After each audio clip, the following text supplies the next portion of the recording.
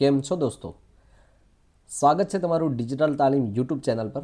આજે આપણે કેન્દ્રીય વિદ્યાલય સંસ્થાન અને નવોદય વિદ્યાલય સમિતિ દ્વારા તાજેતરમાં કાયમી શિક્ષક ભરતી માટેની જે જાહેરાત આવેલી છે એ જાહેરાત પર આ વિડીયો રહેશે. આની અંદર લાયકાત શું છે, એની અંદર કેટલી જગ્યાઓ છે, પગાર ધોરણ શું છે, એની ઉંમર મર્યાદા શું છે, એની પસંદગી પ્રક્રિયા જે છે, સિલેક્શન પ્રોસેસ શું છે, એ તમામ વસ્તુને આ વિડીયોમાં એક્સપ્લેન કરીશ. તો વિડીયો ખૂબ જ ઉપયોગી થશે તમારા માટે અને વિડીયોને અંત સુધી જરૂરથી જોશો. જો તમે ચેનલ પર નવા આવ્યા હોય તો સબસ્ક્રાઈબ કરી લેશો અને બેલ આઇકન પર પ્રેસ જરૂરથી કરી દેશો. તો ચાલો આજના વિડીયોની શરૂઆત કરીએ છીએ.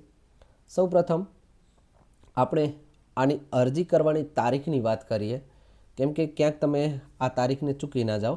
તો રજિસ્ટ્રેશન આપનું થશે 14મી નવેમ્બર 2025થી અને તમે 4 ડિસેમ્બર 2025 સુધી આમાં અરજી કરી શકો છો. તો આ અરજી કરવાની તારીખ કહી દીધી, 14 નવેમ્બર 2025થી તમે લઈ અને 4 ડિસેમ્બર 2025 સુધી આની પ્રોસિજર જે છે એ તમે કરી શકો છો. કેન્દ્રીય વિદ્યાલય સંગઠન અને નવોદય વિદ્યાલય સમિતિ જે છે એની અંદર જે ભરતી આવેલી છે આની વાત કરીએ. તો સૌ પ્રથમ તો આપણે સૌથી ઇમ્પોર્ટન્ટ વસ્તુ છે કે લાયકાત શું છે આની અંદર.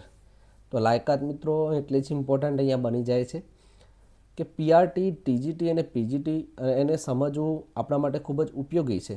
કેન્દ્રની અંદર પ્રાઇમરી ટીચર, ટ્રેનેડ ગ્રેજ્યુએટ ટીચર એટલે કે ટીજીટી અને પોસ્ટ ગ્રેજ્યુએટ ટીચર, તો આ ત્રણ જે છે એ કેન્દ્રની અંદર આવી રીતે કોઈ પણ પોસ્ટ આવતી હોય તો પીઆરટી, ટીજીટી અને પીજીટી. તો ગુજરાતના ઉમેદવારો માટે આ ત્રણ જે ઘણા બધા ઉમેદવારો જે એવા હશે કે એમને આ વસ્તુની ખ્યાલ નહીં હોય, તો હું તમને બતાવી દઉં કે પીઆરટી જે છે એટલે કે એને કહેવાય છે પ્રાઇમરી ટીચર, જે ધોરણ 1થી 5 માટે હોય છે. ટીજીટીની વાત કરીએ તો એને કહેવાય છે ટ્રેનેડ ગ્રેજ્યુએટ ટીચર, ધોરણ 6થી 10 માટે હોય છે. અને પીજીટી એટલે કે પોસ્ટ ગ્રેજ્યુએટ ટીચર, જે ધોરણ 11-12 માટે હોય છે. બરાબર. તો પીઆરટીની વાત કરીએ તો એની લાયકાતની અંદર ધોરણ 12 પાસ પ્લસ ડીએલએડ એટલે કે પીટીસી અને એની સાથે સાથે સીટેટ પેપર અહીંયા કમ્પલસરી છે. અને તમે થોડા સમય પહેલાં જોયું હશે કે સુપ્રીમ કોર્ટનો જે ચુકાદો છે કે કોઈપણ ટીચર જે હોય એ ટેટની એક્ઝામ જે છે એ તો ક્વોલિફાય એને હોવી જ જોઈએ. તો કેન્દ્ર માટે સીટેટ પેપર 1ની જે એક્ઝામ છે એ પીઆરટી માટે અહીંયા ઇમ્પોર્ટન્ટ છે, મહત્ત્વપૂર્ણ છે. એના માટે કમ્પલસરી સીટેટ પેપર 1 આપેલી હોવી જોઈએ. એના સિવાય તમારી પાસે હિન્દી અને અંગ્રેજી ભાષાનું નોલેજ હોવું જોઈએ, પ્લસ કોમ્પ્યુટર નોલેજ પણ હોવું જોઈએ. તો આ પીઆરટીની વાત કરી. પીઆરટી માટેની લાયકાત ડીએલએડ, સીટેટ પેપર 1, હિન્દી અંગ્રેજીનું નોલેજ અને કોમ્પ્યુટરનું નોલેજ હોવું જોઈએ. તો આ પીઆરટીની વાત કરી ધોરણ 1થી 5 માટે. ત્યારબાદ ટીજીટીની વાત કરીએ તો ટીજીટીની અંદર તમે એટલે કે ટીજીટી એટલે કે ટ્રેનેડ ગ્રેજ્યુએટ ટીચર, ધોરણ 6થી 10 માટે, ગ્રેજ્યુએશન પ્લસ બીએડ હોવું જોઈએ. સીટેટનું પેપર 2 આવે છે, એ પેપર 2 તમે ક્વોલિફાય કરેલું હોવું જોઈએ. એના સિવાય હિન્દી અને અંગ્રેજી ભાષાના જાણકાર હોવા જોઈએ અને કોમ્પ્યુટરનું નોલેજ હોવું જોઈએ. તો આ ટીજીટીની વાત કરી. હવે વાત કરીએ આપણે પીજીટીની. પીજીટી એટલે કે પોસ્ટ ગ્રેજ્યુએટ ટીચર, જે ધોરણ 11-12 માટે હોય છે. બરાબર. અને એની અંદર તમારે પોસ્ટ ગ્રેજ્યુએશન જોઈશે, એટલે કે તમે જો બીએડ કરેલું છે તો એમએસસી અથવા એમકોમ કે એમએ કરેલું હોવું જોઈએ. તો પોસ્ટ ગ્રેજ્યુએશન તમારું હોવું જોઈએ અને એની સાથે સાથે તમારું બીએડ પણ હોવું જોઈએ. તો હિન્દી અને અંગ્રેજી ભાષાનું નોલેજ પણ હોવું જોઈએ અને કોમ્પ્યુટરનું નોલેજ પણ હોવું જોઈએ. તો આ પીઆરટી, ટીજીટી અને પીજીટી જે ટીચિંગ પોસ્ટ જે છે એની આપણે વાત કરી કે એના માટે લાયકાત શું અનિવાર્ય છે. ત્યારબાદ આપણે આગળ વાત કરીએ તો કે આનો પગાર ધોરણ શું રહેશે. તો પીઆરટી, ટીજીટી અને પીજીટીનો પગાર ધોરણ આપણે વાત કરીએ તો પીઆરટીની અંદર પે મેટ્રિક્સ લેવલ 6 અનુસાર અત્યારે વાત કરીએ તો 35,400થી 1,12,400 સુધી તમને પીઆરટીની અંદર મળવાપાત્ર પગાર રહેશે. ટીજીટીની વાત કરીએ એટલે કે ટ્રેનેડ ગ્રેજ્યુએટ ટીચર, જે ધોરણ 6થી 10 માટે છે, તો એની અંદર અત્યારે હાલની અંદર પે મેટ્રિક્સ લેવલ 7 અનુસાર 44,900થી 1,42,400 સુધીનો પગાર ધોરણ મળશે. ત્યારબાદ પીજીટીની વાત કરીએ તો કે પે મેટ્રિક્સ લેવલ 8 અનુસાર 47,600થી 1,51,100 સુધીનો તમને પગાર અહીંયા જોવા મળે છે. આ પગાર ધોરણની અંદર તમને એડિશનલ કેટલાક ભથ્થા એડ થશે અને એની અંદર તમારો પગાર પણ વધી શકે છે. ત્યારબાદ આપણે આગળ વાત કરીએ આની અંદર એક્ઝામની આપણે વાત કરીએ તો એક્ઝામ આપણે ટિયર 1 અને ટિયર 2 બે અનુસાર જે લેવાતી હોય છે. તો સૌ પ્રથમ આપણે ટિયર 1ની વાત કરીએ તો એની અંદર 100 ક્વેશ્ચન હશે અને 100 ક્વેશ્ચનના 300 માર્ક્સ હશે, 2 કલાકનો સમય હશે, OMR આધારિત પ્રશ્નો રહેશે, MCQS બેઝ અને ઓફલાઈન એક્ઝામ રહેશે. આની અંદર હિન્દી સિવાયની જેટલી ભાષાઓ જે છે એની અંદર તમે ગુજરાતી પણ ત્યાં સિલેક્ટ કરી શકો છો જે ફોર્મ ભરતી વખતે. બરાબર. તો એની અંદર પાર્ટ 1 જે છે એ જનરલ રિઝનિંગનો રહેશે જે 20 માર્ક્સનો રહેશે. જનરલ રિઝનિંગનો જે છે એના પ્રશ્નો 20 રહેશે અને માર્ક્સ જે છે 60. ત્યારબાદ ન્યુમેરિક એબિલિટી જે પાર્ટ 2ની અંદર જે છે એના 20 પ્રશ્નો અને એના 60 માર્ક્સ રહેશે. બેઝિક કોમ્પ્યુટર લિટરેસી એની અંદર વાત કરીએ તો એના 20 પ્રશ્નો અને 60 માર્ક્સ અને જનરલ નોલેજ જીકે એના 20 પ્રશ્નો રહેશે અને 60 માર્ક્સના રહેશે. ત્યારબાદ એટલે કે અહીંયા તમે જોઈ શકો છો કે પાર્ટ 1, પાર્ટ 2, પાર્ટ 3, પાર્ટ 4. તો આ જે છે એ તમારી ભાષાની અંદર તમે આપી શકો છો. અહીંયા ચાહો તો આ ચાર જે પાર્ટ જે છે એની અંદર તમારે જે ભાષા સિલેક્ટ કરવાની રહેશે એ ગુજરાતીમાં પણ તમે આપી શકો છો. Except the language competency test જે છે એ ઇંગ્લિશની અંદર તમારે આપવાનો રહેશે. બાકીના પાર્ટ 1, પાર્ટ 2, પાર્ટ 3, પાર્ટ 4 આ ચાર તમે તમારી ભાષાની અંદર આપી શકો છો. એના સિવાય તમે અહીંયા પાર્ટ 6ની અંદર પણ તમે તમારી ભાષાને સિલેક્ટ કરી શકો છો. એટલે કે ઇંગ્લિશ સિવાયના ઇંગ્લિશના 10 પ્રશ્નોને છોડી અને બાકીના પાર્ટની અંદર તમે ગુજરાતી ભાષાની અંદર પણ પરીક્ષા આપી શકો છો. તો અહીંયા જીકેના 20 પ્રશ્નો અને 60 ગુણ, લેંગ્વેજ કોમ્પિટન્સી ટેસ્ટ ઇંગ્લિશ જે છે એના 10 પ્રશ્નો 30 ગુણ રહેશે. લેંગ્વેજ કોમ્પિટન્સી ટેસ્ટ 1 અધર મોડર્ન ઇન્ડિયન લેંગ્વેજીસ એટલે કે 10 અને એના 10 પ્રશ્નો રહેશે અને 30 માર્ક્સ રહેશે. ટોટલ અહીંયા 100 ક્વેશ્ચન રહેશે અને 300 માર્ક્સ રહેશે. તો આ ટિયર 1ની વાત કરી આપણે. તો હવે આગળ આપણે વાત કરીશું ટિયર 2ની. તો ટિયર 2ની અંદર શું છે તો MCQS પ્લસ ડિસ્ક્રિપ્ટિવ છે. બરાબર. હવે ટિયર 2ની અંદર 60 MCQS તમને જોવા મળશે અને એના માર્ક્સ રહેશે 60. બરાબર. એના સિવાય અહીંયા ડિસ્ક્રિપ્ટિવ પણ વસ્તુ તમને જોવા મળશે. એના માટે 2.5 કલાકનો અહીંયા ટાઈમ આપવામાં આવ્યો છે અને 1/4 જે છે એ નેગેટિવ માર્કિંગ છે એટલે 0.25 જે છે એ અહીંયા નેગેટિવ માર્કિંગ રહેશે. તો આ ટિયર 2ની વાત કરી.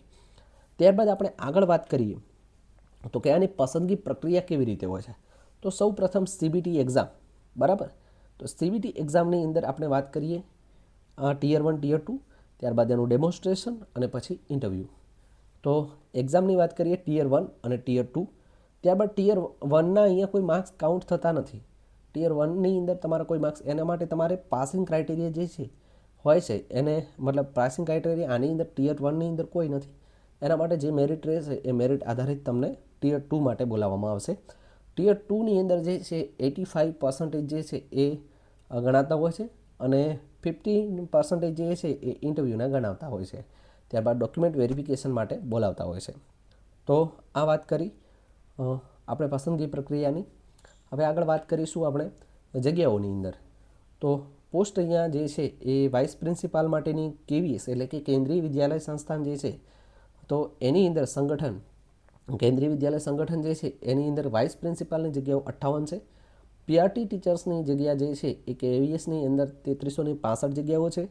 TGT ટીચર્સની જગ્યાઓની વાત કરીએ તો એની અંદર 2794 જગ્યાઓ છે અને નવોદય વિદ્યાલયની અંદર TGT ટીચરની અંદર એટલે કે 6 થી 10ના જે શિક્ષકો છે એમની જગ્યાઓ જે છે એ 2978 છે. ત્યારબાદ TGT ટીચર્સ ગુજરાતી એની નવોદયની અંદર અલગથી 52 જગ્યાઓ જે છે. ત્યારબાદ PGT ટીચર્સ એટલે કે PGT પોસ્ટ ગ્રેજ્યુએટ જે ટીચર્સ જે છે એમની જગ્યાઓ KVSની અંદર છે 1465 જગ્યાઓ છે અને નવોદય વિદ્યાલયની અંદર જગ્યાઓ છે 1513 જગ્યાઓ જે છે. તો આ આપણે વાત કરી જગ્યાઓની. ત્યારબાદ તમે વિષય વાઇઝ જગ્યાઓ જો જોવા માંગતા હો તો આપણે આપણી ટેલિગ્રામ ચેનલ ઉપર આની જે નોટિફિકેશન છે એ નોટિફિકેશનની PDF ફાઇલ તમને ત્યાંથી મળી જશે. ત્યાં તમે ડિટેલમાં આ 58 પેજનું જે છે એ નોટિફિકેશનને જોઈ શકો છો. વાત કરીએ ઉંમર મર્યાદાની તો પ્રાઇમરી ટીચર્સ માટે 30 વર્ષ છે. ટ્રેનેડ ગ્રેજ્યુએટ ટીચર એટલે કે TGT માટે છે 35 વર્ષ અને પોસ્ટ ગ્રેજ્યુએટ ટીચર એના માટે છે 40 વર્ષ. બરાબર. એમાં એસસી એસટી કેટેગરીના જે ઉમેદવારો છે એમના માટે 5 વર્ષની છૂટછાટ મળે છે. ઓબીસી કેટેગરીના જે ઉમેદવારો છે એમના માટે 3 વર્ષની છૂટછાટ મળે છે. અને ફિમેલ જે કોઈ છે તો એ ફિમેલ માટે 10 વર્ષની અહીંયા છૂટછાટ મળે છે. તો દરેકે દરેક વિભાગ માટે આ લાગુ પડે છે. ત્યારબાદ આપણે આગળ વાત કરીએ ઇન્ટરવ્યૂની અંદર, તો જે પસંદગી પામેલ ઉમેદવારો છે એના 3 ગણા ઇન્ટરવ્યૂ માટે અહીંયા બોલાવવામાં આવશે, જે કેટેગરી વાઇઝ રહેશે. એમાં ટિયર 2ના 85% અને ઇન્ટરવ્યૂના 15%, જે ઇન્ટરવ્યૂ જે આગળની પ્રોસેસ ડોક્યુમેન્ટ વેરિફિકેશન માટેની જે પ્રોસેસ છે એમાં બોલાવવામાં આવશે. ત્યારબાદ આપણે આગળ વાત કરીએ કે આની જે પરીક્ષા કેન્દ્ર છે એ પરીક્ષા કેન્દ્ર કેવી રીતે હોય છે.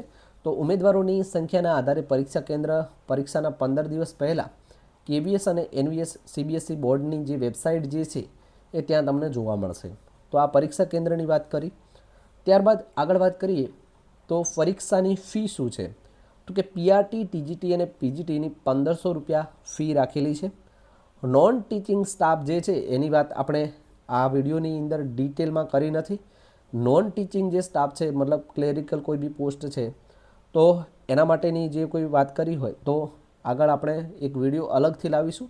એના માટે તમે કોમેન્ટમાં જરૂરથી લખશો કે નોન ટીચિંગ સ્ટાફ માટે કેવી રીતે એપ્લાય કરી શકાય, અને એના માટે ડિટેલની અંદર તમારે જો વિડીયો જોઈતો હોય તો કમેન્ટની અંદર જરૂરથી મને જણાવશો.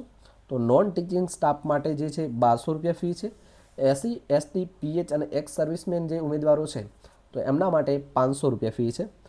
અને જો તમે KVS એટલે કે કેન્દ્રીય વિદ્યાલય સંગઠન અને નવોદય વિદ્યાલય સમિતિ આ બંનેની અંદર એપ્લાય કરવા માંગો છો તો શું તમારે 1500 રૂપિયા ફી કરવાની, મતલબ કે 1500 કે 3000, તમારા મનની અંદર એક સવાલ થતો હશે. તો અહીંયા મિત્રો તમે જો કોઈ પણ એક વિભાગ માટે એટલે કે PRT માટે કેન્દ્રીય વિદ્યાલય અને નવોદય વિદ્યાલય માટે એપ્લાય કરવા માંગો છો તો તમારે 1500 રૂપિયા જ ફી પે કરવાની છે. પરંતુ તમે PRT અને TGT બંનેમાં એપ્લાય કરવા માંગો છો તો અહીંયા વિભાગ બંને અલગ થઈ જાય છે. તો એના માટે તમારે અલગથી ફી પે કરવાની રહે છે. કોઈ પણ એક વિભાગ, ફોર એક્ઝામ્પલ કે TGT છે તો TGT KVSની અંદર તમે એપ્લાય કરવા માંગો છો અને નવોદય વિદ્યાલયની અંદર પણ એપ્લાય કરવા માંગો છો તો તમારે 1500 રૂપિયા જ પે કરવાના રહેશે. અને જો તમે કેટેગરીની અંદર આવો છો, ફોર એક્ઝામ્પલ કે SC, ST, PH છો, તો તમે TGTની અંદર એક એપ્લાય કરવા માંગો છો તો 500 રૂપિયા જ ફી પે કરવાની રહેશે. એ તમે KVS અને NVSની અંદર બંનેમાં ઓપ્શન સિલેક્ટ કરવાનું, જ્યારે તમે ફોર્મ ભરો ત્યારે એ વસ્તુ જોવા મળશે. અને ગુજરાતીની ભાષાની વાત કરીએ તો એ ભાષા પણ તમને ત્યાં ફોર્મ જ્યારે ભરો છો ત્યાં સિલેક્ટ કરવાનું આવે છે. તો આ વાત કરી આપણે પરીક્ષા ફીની.